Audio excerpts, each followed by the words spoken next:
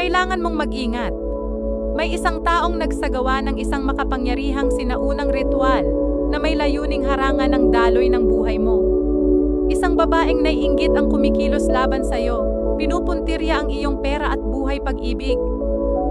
Gusto mo bang malaman kung ano ang ginawa niya? Maaari kong isiwalat ang lahat. Pero una, kailangan mong protektahan ang iyong enerhiya. Pindutin ang follow at itype ang 44 sa comments para ma-activate ang iyong kalasag. Ang babaeng ito ay mababa at mataba, at tahimik kang pinagmamasdan na may inggit sa puso. Palihim niyang itinago ang pangalan mo sa loob ng bahay mo at gumamit ng lupa mula sa sementeryo para pabagalin ka, magdulot ng malas, pagkalito, at mga abala. Layunin niyang hindi mo marating ang kapayapaan o kaligayahan kailanman.